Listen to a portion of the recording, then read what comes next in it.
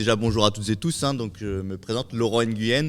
Moi je suis chargé de mission prévention pour l'association des Colosses EP d'Argile. Donc alors c'est toujours particulier d'intervenir devant des personnalités du monde du rugby parce que pour la plupart, je crois que vous connaissez un peu l'association qui est née de l'histoire d'un rugbyman, donc Sébastien Bouel, qui a été lui violé de ses 12 à ses 16 ans par un membre de sa famille. Donc c'est un peu de là qu'est venue l'histoire de l'association, qu'il a aussi choisi, après des années de silence, de pouvoir créer cette association pour un peu aider les victimes. 18 années exactement de silence, qui ont été réduits au silence. Et qui a fait que derrière, aujourd'hui, c'est son combat, et c'est le combat aujourd'hui qu'il essaie de transposer dans tous les milieux, donc dans le milieu du sport, dans le milieu éducatif et tout simplement dans la société de tous les jours. Donc vous parliez effectivement de sujet tabou, effectivement c'est un sujet qui est très peu, et qui est de plus en plus, mais qui en tout cas a été très tabou, qui est encore assez tabou aujourd'hui, qui fait preuve de beaucoup d'omerta. Donc c'est aussi pour ça que c'est toujours une chance de pouvoir venir en discuter. Je le vois aussi sur la réalité du terrain, des fois qu'on intervient effectivement, il y a sujet que la plupart du temps les personnes veulent taire. Veulent cacher ou faire comme si de rien n'était, alors que malheureusement on voit aussi des chiffres aujourd'hui qui ressortent et qui montrent que c'est pas forcément toujours aussi bien qu'on voudrait le voir. Mais c'est un peu toute l'idée de l'histoire. Donc pour l'association, est-ce que tout le monde connaît l'association? Ouais, comme ça j'ai pas trop effectivement besoin de la présenter, mais deux choses que l'on fait dans l'association. Effectivement, on fait déjà tout ce qui est prévention, donc c'est ce que je fais un peu devant vous, même si aujourd'hui on est timé, donc vous allez voir c'est un format beaucoup plus réduit que ce qu'on fait d'habitude, mais donc je vais essayer, mon challenge ça va être un peu d'aller au bout des choses essentielles qu'on a à dire, même s'il y en a beaucoup, et on fait de la prévention, sensibilisation, mais aussi on fait aussi de l'accompagnement de victimes de manière gratuite, donc on a un pôle qui s'occupe de ça. Effectivement, par exemple, justement, c'est pour ça qu'on est capable de voir aussi beaucoup de choses ou entendre beaucoup de choses qui se passent justement dans le milieu sportif, dans tous les milieux. Et vous allez voir, on va parler de beaucoup de choses, donc on parlait aussi de posture. Nous, on a beaucoup travaillé dessus chez Colosse. On l'a travaillé sur une posture avec 12 préconisations. On l'a retranscrit sous forme de charte, vous l'avez peut-être certainement vu ou pas. Mais l'idée, c'est qu'effectivement, cette posture, elle va permettre tout simplement, qu'est-ce qu'elle va permettre? Elle va permettre d'apporter une pratique saine et sécurisante pour notre pratiquant. Déjà pour les enfants qu'on accueille dans nos écoles de rugby, mais aussi tout simplement pour la posture que doit adopter l'encadrant. Pourquoi? Parce que justement, ce que tu disais tout à l'heure, c'est effectivement, ou même ce qui a été dit tout à l'heure, effectivement, des fois, il y a peut-être un encadrant qui est là et qui a un comportement peut-être un peu toxique. Mais comment on peut le repérer? Pourquoi? Parce que c'est très compliqué des fois, tout simplement de voir qu'est-ce qui peut être interdit ou pas. Des fois, personnellement, ça peut nous déranger de dire, tu vois, ça me dérange un peu sa façon de fonctionner. Mais pourquoi on n'intervient pas des fois? Parce que des fois, justement, on n'a pas forcément toujours le courage. Et tout simplement, des fois, on se dit, mais qu'est-ce que je peux lui reprocher? Est-ce qu'il est interdit vraiment de le faire? C'est un peu cette idée qui est venue rapporter la charte. La charte, elle vous permet tout simplement de dire, si on met ça en place dans nos structures, en tant que dirigeant, en tant que parent, en tant qu'encadrant, c'est simple, c'est que tout le monde fonctionne un peu de la même manière. C'est que tout le monde a ces mêmes règles et qu'à partir du moment où on n'est plus dans ces règles-là, on peut dire, là, typiquement, tu n'es plus dans le cadre-là. La charte, elle est composée de beaucoup de points, une douzaine, qu'on a travaillé bien sûr sur des faits basés sur des faits réels, qu'on suit justement dans ce que je vous disais dans le pôle d'accompagnement, et aussi avec des experts, des professionnels. Donc pourquoi? Parce que justement, il y a plein de choses qui sont liées, peut-être liées aussi à ce que disait Valentin, c'est que tout simplement, effectivement, il y a des conséquences justement sur les actes et les paroles qu'on peut mener en tant qu'encadrant. Effectivement, l'idée, c'est que permettre cette pratique saine et sécurisante, c'est prendre en considération tout ça. Je ne pourrais pas détailler tous les points, parce que justement, comme je vous l'ai dit, on est tenu par le temps, mais vous le savez certainement, moi j'interviens dans beaucoup de milieux et j'en apprends limite tous les jours des spécificités de chacun des milieux. C'est pour ça qu'effectivement derrière, j'aurai une anecdote à vous partager pour chacun des points, qui, vous allez voir, un point qui des fois peut paraître logique pour l'un, mais partez toujours du principe que ce n'est pas forcément logique pour la personne à côté de vous. Okay, c'est un peu cette idée-là qui fait que des fois c'est très compliqué des fois d'intervenir, et si on n'a pas une règle un peu écrite de dire comment on fonctionne dans notre structure, ça va être compliqué. Si mon éducateur U15 fonctionne différemment de mon éducateur U13, en général c'est un peu ce qui peut se passer, c'est difficile de dire qu'il y en a un qui est en tort. Et ce qui va mettre un peu d'accord tout le monde, c'est rassembler quelqu'un sous une charte un peu commune qu'on établirait un peu en début de saison. Ça, ce serait l'idéal qui pourrait être mis en place un peu dans vos structures. Plusieurs points qu'on aborde, je vous prends un exemple, hein, même c'est le premier, c'est un peu comment vous dites bonjour aux enfants ou comment vous leur demandez de dire bonjour. Ça peut paraître basique comme question, néanmoins ça a beaucoup de sens sur un peu tous les points qu'on peut aborder, notamment sur le rapport au corps, sur justement qu'est-ce que j'impose sur le corps d'un enfant, est-ce que j'ai le droit de le faire aussi, est-ce que j'ai intérêt à le faire par rapport à lui dans sa façon de voir et interpréter les comportements et le rapport par rapport aussi à l'adulte, comment il peut percevoir les choses. Donc c'est pour ça qu'il y a plein de points. Il y a les corrections techniques, tout simplement, parce que je vous dis bien, le sport, contrairement à d'autres milieux, forcément on a un rapport au corps qui est bien sûr important. Contrairement, par exemple, je prends le milieu de l'école, hein, le professeur n'a aucun rapport avec le corps. Dans le milieu sportif, le corps reste l'outil de pratique, l'outil de performance. C'est pour ça aussi qu'on a toujours un rapport particulier. Et malheureusement, des fois, les situations qui vont être justement un peu interdites, où on va transgresser, c'est qu'on va profiter un peu de cette situation du milieu proposé par le milieu sportif pour les personnes qui sont justement un peu prédateurs, passer à ces actes-là, malveillants. Donc c'est pour ça, l'idée, c'est que par exemple, dans les préconisations de la correction technique, c'est déjà des choses un peu que vous pouvez mettre en place vous-même, hein, c'est un peu comment vous allez mettre vos barrières, c'est déjà poser la question. Okay, est-ce que j'ai le droit, j'ai l'intérêt à aller sur son corps, et si je le fais, il faut bien que je le prévienne avant. Ça aura une importance. Pourquoi se protéger, hein, quand je disais protéger les encadrants, c'est aussi tout simplement éviter de se protéger des fausses allégations. Okay, ça peut exister. En général, il y a beaucoup plus d'allégations qui partent des histoires vraies, mais souvent, des fois, sur quelques cas, il y a aussi des allégations fausses. Je prends un exemple. Si demain on vous dit cette personne vient de me caresser la cuisse ou les fesses, comment vous allez vous en sortir de cette situation, d'accord ? Puisque quelqu'un vous accuse et derrière, il faut dire moi c'était dans l'esprit sportif. Derrière peut-être que c'est peut-être lui va peut-être aller dans l'autre sens et dire non, il en a profité, d'accord ? Et c'est un peu cette idée de dire si je préviens déjà, ça limite un peu ce risque. Pensez aussi que tous les corps de métier, hein, parce que là on prend le milieu sportif, éducateur, dirigeant, etc.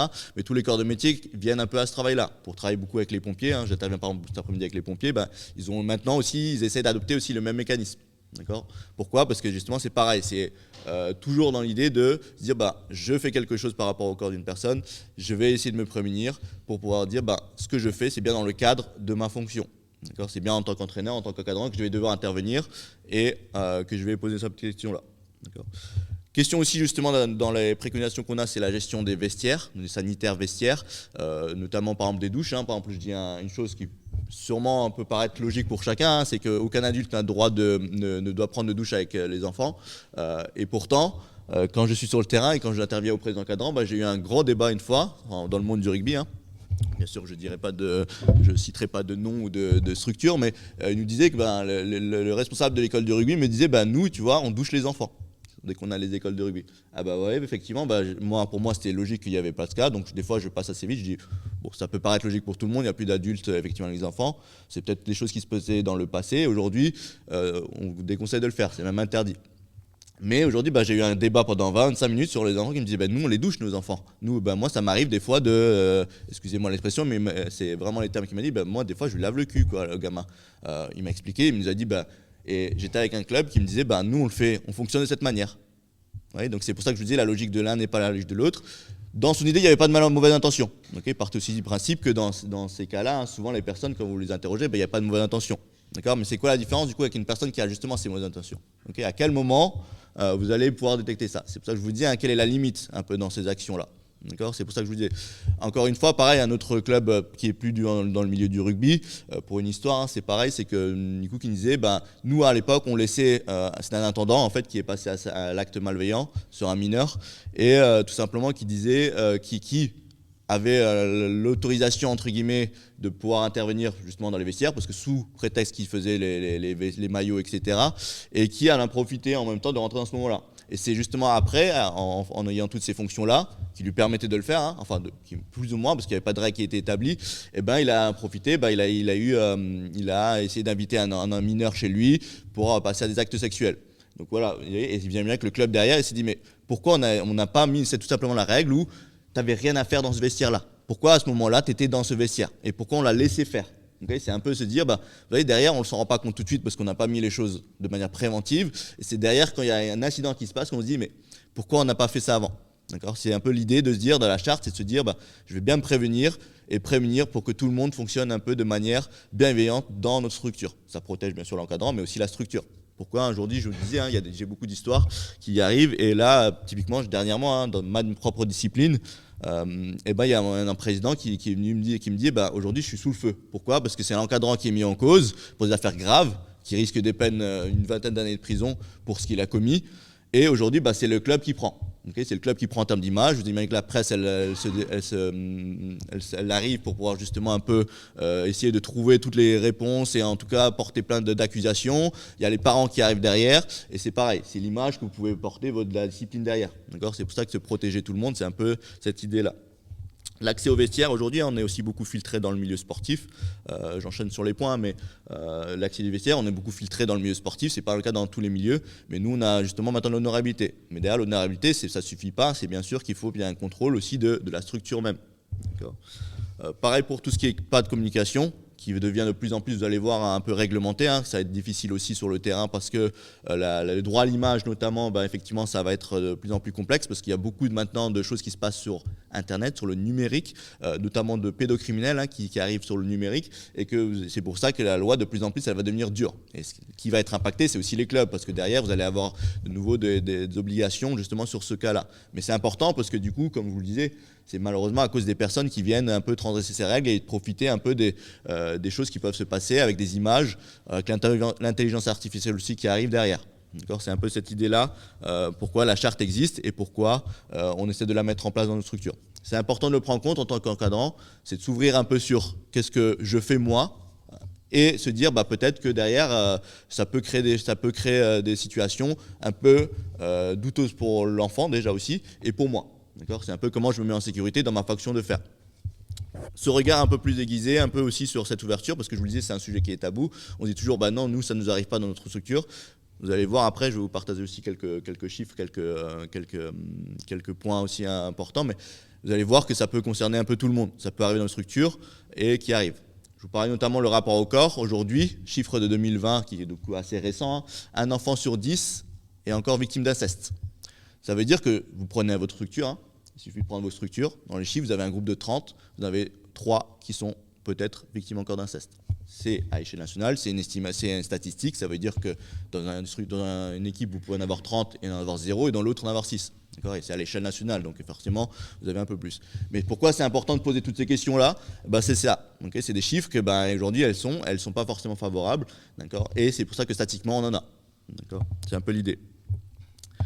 Pour justement parler de tout ce qui est violence sexuelle. Donc nous, on est sur on fait de la prévention sur la violence sexuelle, harcèlement, parce que vous allez voir, parce que c'est aussi lien avec Valentin, parce vous allez voir qu'il y a des causes psychotraumatiques qui existent. Donc effectivement, c'est tout ça qu'on prend en compte. Déjà, à partir de quel moment on parle de violence sexuelle? Déjà, il y a 3 types de violences que vous connaissez certainement. La violence physique, la violence morale, ce qu'on disait aussi avec les encadrants qui, justement, peut-être vont un peu trop loin dans la façon d'encadrer. Mais il y a aussi la violence sexuelle, qui est un facteur aggravant. Je peux être sur violence physique, violence morale, et la violence sexuelle est un facteur aggravant. À quel moment je bascule? Déjà, c'est la justice qui le décide, c'est le juge qui va dire est-ce que là c'est une violence sexuelle ou pas. Il va basculer souvent sur 2 conditions. C'est déjà qu'il y a une notion de consentement qui va rentrer en compte. J'imagine bien, si je suis en relation avec mon conjoint ou ma conjointe, si on est sur une partie intime, qui est la 2e condition, ça ne va pas être considéré comme violence. Mais ça peut être considéré comme violence si je suis sur une partie intime d'une personne et sans la notion d'accord. Même si la notion d'accord, vous allez le voir, elle est un peu plus complexe. Mais je ne pourrais pas rentrer dans tous les détails. Si vous êtes sur un de ces cas-là, vous êtes sur une partie intime, la jurisprudence, donc ce n'est pas exactement la loi, donc c'est des faits qui sont basés, pour la justice, à déterminer 5 parties du corps qui sont considérées comme parties intimes. Ce qui va faire que justement la justice, derrière, le juge pourra plus facilement dire, tu vois, dans cette situation-là, il est sur une des 5 parties. Pour nous, c'est plus facile de juger, parce qu'il se base toujours sur ce qui a été un peu jugé par d'autres personnalités du même métier. Ces 5 parties, ce sont la bouche, la poitrine, garçons et filles, c'est important, parce que vous allez me parler après justement de ça, mais vous posez la question aux jeunes, tout souvent, ils sont déstabilisés par cette question. Même les adultes, souvent, parce que je le fais un peu plus de manière un peu provocante, mais c'est un peu garçon-fille, et c'est bien le dire, attention, c'est bien, un garçon peut aussi être victime. C'est un peu l'idée là. Regardez Sébastien, c'est bien le rugbyman qui a été victime. Le sexe, les fesses et l'intérieur des cuisses, c'est les 5 parties. Pour les autres parties du corps, parce quand on intervient auprès des jeunes, par exemple, je leur dis bien, attention, il y a les 5 parties là qui sont dans la jurisprudence, mais les autres parties de votre corps restent une partie intime. C'est juste qu'effectivement, dans la loi, il y a ce qu'on appelle une loi qui s'appelle l'enchâssement contextuel ou l'intention coupable. C'est l'intention coupable qui va essayer de déterminer si, justement, sur une violence sexuelle ou pas. Je prends un exemple, hein, c'est pour ça que si vous êtes sur une activité, dans le rugby, si vous êtes justement, vous devez faire un plaquage au niveau des fesses, les fesses étant dans les 5 parties, on ne va pas considérer que c'est une violence sexuelle. C'est s'il y a une intention coupable derrière.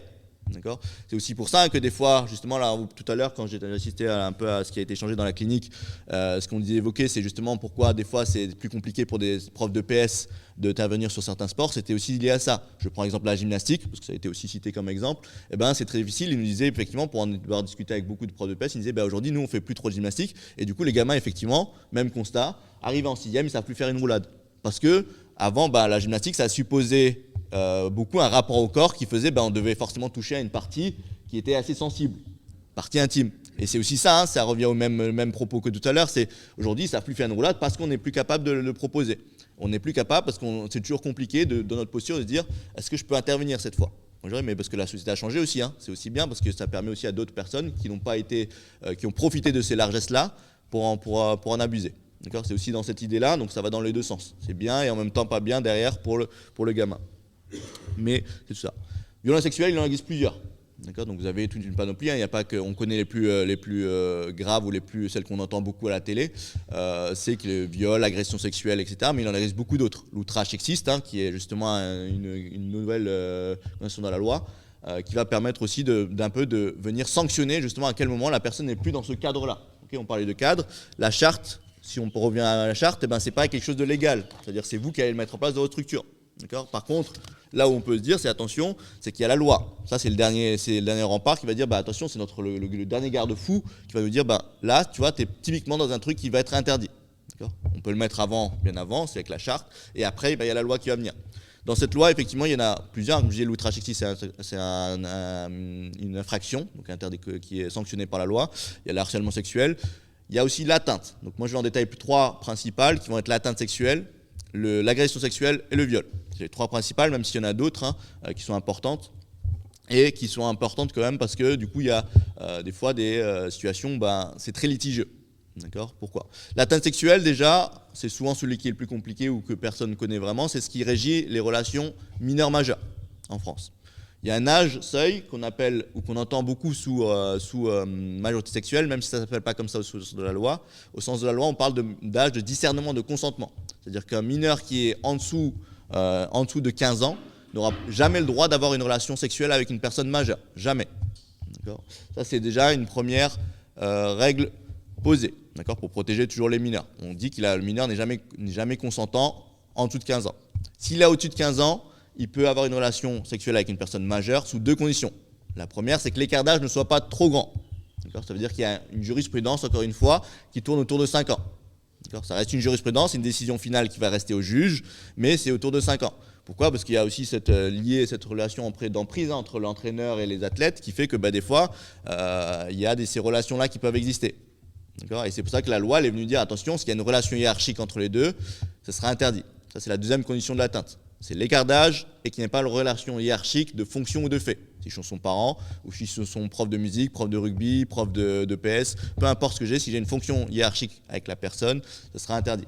D'accord ? Ça arrive, c'est pour ça que je vous dis, dans les affaires que j'ai, il y a beaucoup de cas d'atteinte. Dans certains milieux, il y a beaucoup de cas d'atteinte parce que c'est des relations privilégiées que vous avez avec un athlète. D'accord ? Ce que l'athlète permet. Ouais, pas de souci, j'arrive sur les derniers. Ouais, mais pas de souci. Ouais. Et Karine, je termine et je te passe la parole.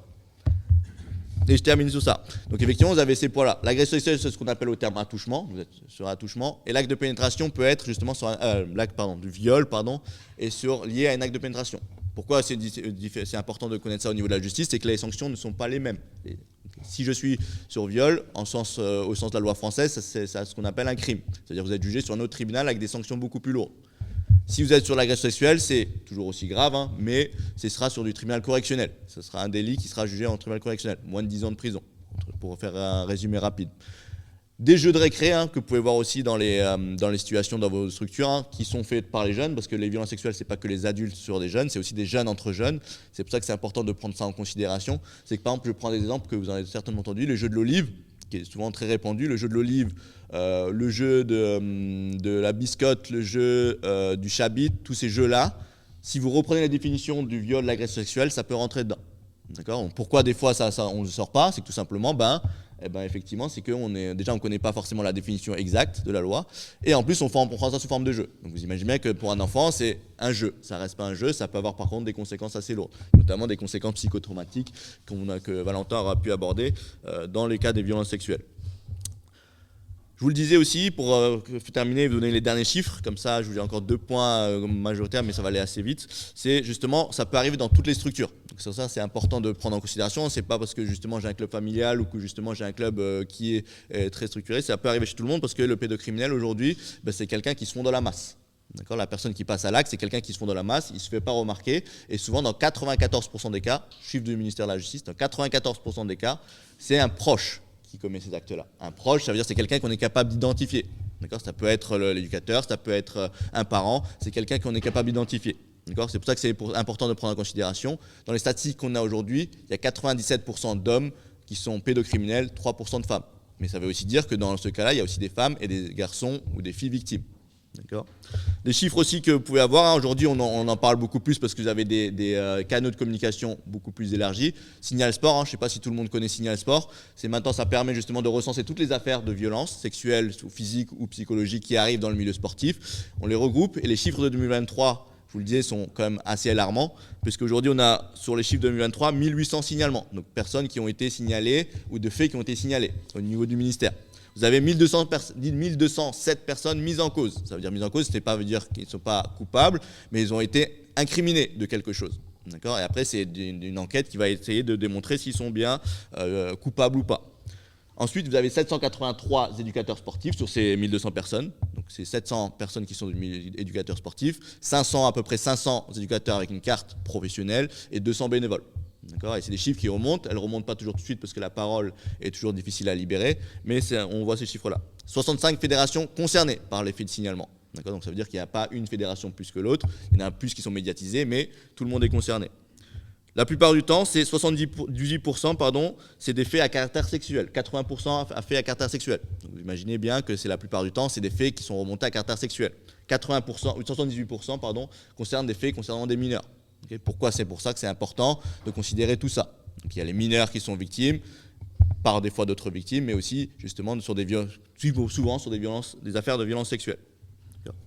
Pour terminer, l'idée c'est que je vous dis quoi faire, parce que l'idée c'est aussi de savoir comment réagir. C'est que derrière, déjà, la première chose, message important de prévention, même s'il peut paraître basique, c'est que si on est victime ou qu'on connaît quelqu'un qui est victime, il faut en parler. Parler pourquoi ? Pour éviter tout ce qui est conséquences psychotraumatiques qui peuvent exister derrière. Des conduites addictives, des choses, effectivement, Valentin en a cité, mais Sébastien, lui, typiquement, il en avait 4. C'était justement l'addiction à l'alcool. Il n'a pas connu la drogue, Sébastien, il a connu l'excès de violence, la surconsommation de sexe et tout ce qui est lié justement au psycho. Mais pourquoi ? Comment vous pouvez le faire, vous, dans vos structures ? C'est un regard que vous pouvez avoir. Ces conduites addictives-là, elles sont souvent liées à un mal-être qui peut être lié à des violences psychologiques ou physiques qu'ils subissent de leur milieu familial, dans le milieu sportif, dans le milieu éducatif. Okay, ça, c'est un regard que vous pouvez avoir. Et comment je dois réagir derrière ? Si j'ai des suspicions, je peux faire appel à justement des personnes référentes. Donc, c'est notamment la CRIP, la cellule de recueil d'informations préoccupantes, service départemental. Vous pouvez justement appeler aussi tout ce qui est gendarmerie, etc. pour des informations, ce qu'on appelle la MPF, Maison de protection des familles. Vous pouvez appeler Colosse au pied d'argile, bien sûr aussi, qui est justement un pôle d'accompagnement avec psychologues et juristes qui peuvent aussi vous aiguiller sur quoi faire derrière. Et si c'est des faits graves qui sont rapportés, vous pouvez faire ce qu'on appelle un signalement. Donc le signalement, c'est d'ordre judiciaire, ça veut dire qu'il y a une enquête qui peut être ouverte par le procureur, et ça, c'est des faits qu'on vous a rapportés. C'est-à-dire que vous ne basez pas sur une suspicion, vous basez sur des faits qu'un enfant viendrait vous dire. Ce qui peut arriver, parce que je vous dis, aujourd'hui, la parole se libère de plus en plus, même si ça prend encore un peu de temps souvent, mais vous pouvez le faire. En tant que citoyen, vous pouvez le faire, c'est un devoir citoyen, mais c'est même une obligation. Okay. Donc je termine là-dessus, donc pensez bien, le message de prévention reste, bien sûr, c'est je suis victime ou je connais quelqu'un qui est victime, il faudra en parler. Je vous laisserai un petit catalogue qui résume un peu tout, parce qu'on a un peu condensé ça sur 20 minutes, mais vous avez vu que d'habitude on le fait un peu plus long, c'est pour ça que j'ai un peu accéléré le propos, mais c'est l'idée de savoir quoi faire en tant qu'encadrant et de me protéger en tant qu'encadrant. Okay. Merci pour votre attention.